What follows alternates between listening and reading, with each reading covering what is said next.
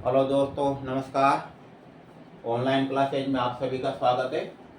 और आज एक नया टॉपिक स्टार्ट करते हैं जिसमें विभिन्न रोगों के बारे में अध्ययन करेंगे।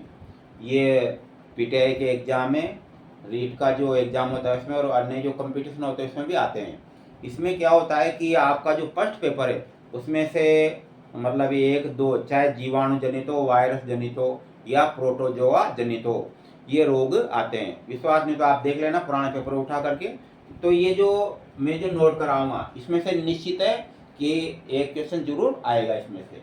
तो आज एक जो नया टॉपिक देखिए, पहले तो है रोग, इसको कहते हैं डिजीज।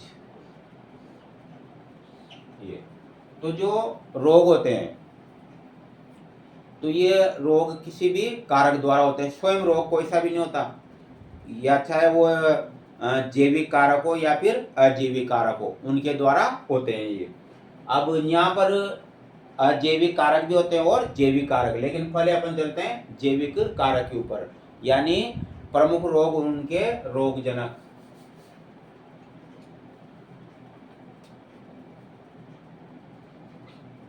प्रमुख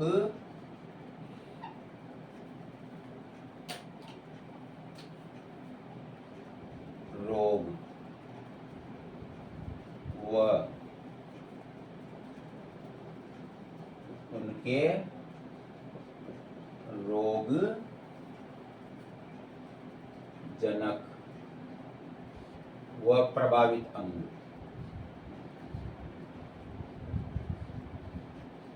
प्रभावित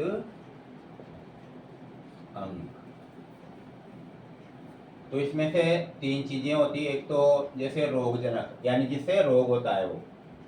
दूसरा जो प्रभावित अंग है, यानी कौन सा अंग प्रभावित होता है किस रोग से। तो इन दो पर क्वेश्चन बनते हैं।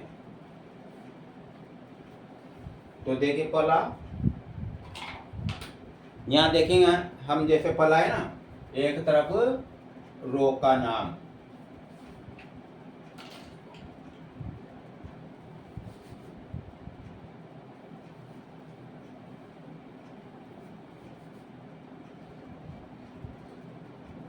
रोग का नाम, और इधर है रोगजनक।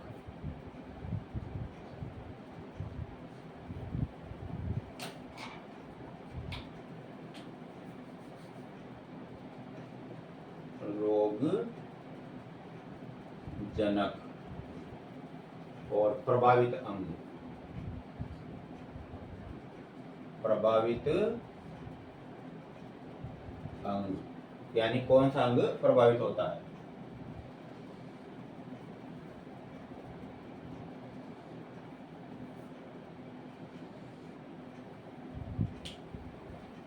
तो पहला इसमें चलते हैं। तो कोई सा भी, अच्छा पहले देखिए जो रोग होते हैं ना, तो रोग, एक तो जीवाणु जनित रोग, जीवाणु यानी रोगों के प्रकार, रोगों के प्रकार। तो रोग विभिन्न प्रकार के, पहले बात तो इनको जैसे ना रोगों के जो प्रकार है उनको दो भागों में बांटा गया है। जैसे कारकों के होने के आधार पर, एक तो जैविक कारकों द्वारा, जैविक कारकों द्वारा। दूसरा अजैविक कारकों द्वारा, अजैविक कारकों द्वारा। तो जैविक कारकों में क्या जाते हैं, जैसे कि जीवाणु, जीवाणु। दूसरा होता है वायरस यानी विषाणु, वायरस को विषाणु भी कहते हैं, विषाणु। प्रोटोजोआ, कुछ प्रोटोजोआ भी होते हैं जो रोग फैलाते हैं, प्रोटोजोआ। और एक कवक, कवक। इस प्रकार से है ये। तो पहले जो आपकी जगह इसमें नहीं आते कि जैसे कवकों के आते हैं, ये तीन ही टॉपिक हैं ऊपर के, जिसमें से रीट वालों के आते हैं कवकों तक, उनके स्केल में तक भी आ जाते हैं। तो पहला देखते हैं नंबर 1 में, जैसे टाइफाइड, इसको बोलते हैं म्यादी बुखार, म्यादी बुखार, इसको मोतीजरा भी कहते हैं, मोतीजरा। ग्रामीण परिवेश में जो है मोतीजरा भी कहा जाता है। हालांकि 19-20 अंतर होता है, लेकिन रोगजनक एक ही माना जाता है। तो रोगजनक होता है इनका साल्मोनेला टाइफी, साल्मोनेला टाइफी इसका रोगजनक होता है। और प्रभावित अंग होता है बड़ी आंत्र, बड़ी आंत्र, यानी बड़ी जो आंत्र है ना उसमें छाले पड़ जाते हैं, उसमें घाव हो जाते हैं बड़ी आंत्र में, इस साल्मोनेला टाइफी के कारण। तो टाइफाइड, म्यादी बुखार, ये सब क्या है, ये जीवाणु जनित रोग है। अपन जो पढ़ रहे हैं ना वो क्या है, जीवाणु जनित रोग है। जिसे यहाँ देख सकते हैं, जीवाणु जनित रोग, जीवाणु जनित रोग। दूसरा देखते हैं क्षय रोग, क्षय रोग, इसको तपेदिक भी कहते हैं, तपेदिक,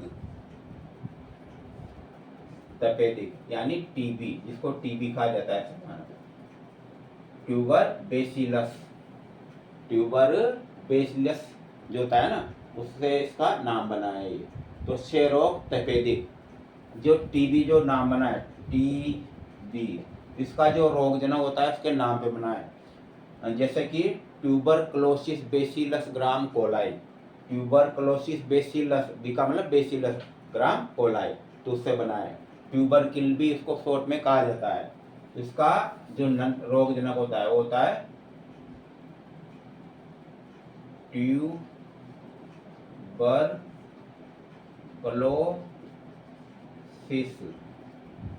बेसिलस, बेसिलस ग्राम कोलाई, ट्यूबरकिल भी कहते हैं इसको, ट्यूबरकिल ये। और इसमें क्या होते हैं, फेफड़े प्रभावित होते हैं इसमें, फेफड़े।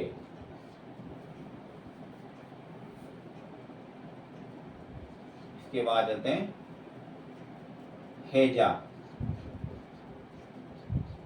हैजा, इसको कोलेरा भी कहते हैं, कोलेरा। और इसका रोगजनक होता है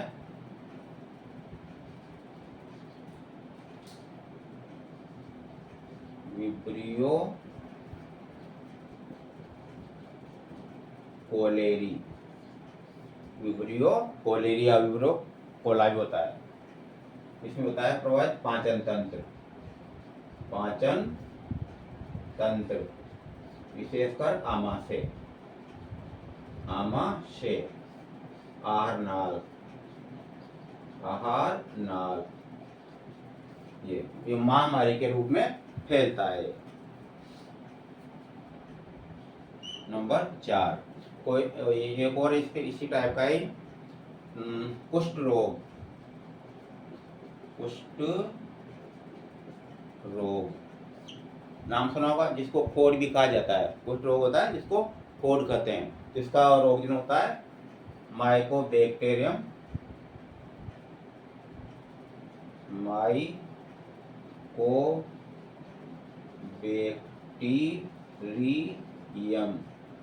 माइकोबैक्टीरियम लेप्री। ये शब्द जो जुड़ता है ना इसके भी आगे जुड़ता है, ये देख लो ना आप, ये माइक्रोबैक्टीरियम, तो माइकोबैक्टीरियम ट्यूबरकुलोसिस बेसिलस ग्राम, यहाँ भी जुड़ सकता है, माइक्रोबैक्टीरियम ट्यूबरकुलोसिस बेसिलस ग्राम कोलाई, पूरा नाम होता है इसका ये। तो इसी प्रजाति का है, जो देख रहे हो ना आप, जैसे यहाँ लिखे थे अपन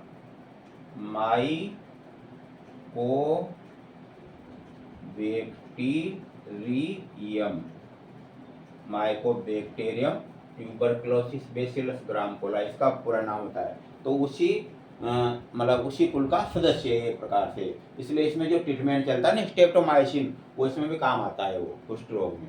तो माइक्रोबैक्टीरियम लेप्रिस का रोगजनक होता है। और इसमें थे हाथ पैरों के ऊतक, हाथ पैरों त्वचा, हाथ पैरों के ऊतक व त्वचा, त्वचा यानी जगह ये उंगलियां इसमें गलने लगती है। कुष्ठ कोढ़ रोग का मतलब उंगलियां गलने लगती है। कोढ़ भी जैसे दो टाइप की है, एक तो जैसे सोराइसिस होती है ना, जिसमें पूरा शरीर सफेद हो जाता है, वो सोराइसिस होता है वो। और इसमें क्या, ये जैसे यहाँ पर पले हुए धीरे धीरे फुंसियाँ होगी, मवाद निकलेगी, ये उंगली गल कर मल गिर जाएगी, फिर ये हाथ यहाँ तक पहुँच जाएगी, ये सब धीरे धीरे गल करके नष्ट हो जाते हैं, यहाँ तक पहुँच जाएगा। इलाज नहीं किया जाता फिर पूरा हाथ धीरे धीरे गल जाता है। इसको सामाजिक मतलब रूप से है ना, पहले गांव में काफ़ी मतलब छूत का रोग माना जाता था। जैसे घर वालों से कोई जो है ना आना जाना नहीं होता था, उनका घरों का पानी नहीं पीते थे, इस टाइप का प्रॉब्लम थी इसमें। और उसके बाद कोई सा एक और ले लेते हैं, टीटेनस। टीटेनस, टीटेनस इसका रोग दिन होता है क्लोस्टेडियम,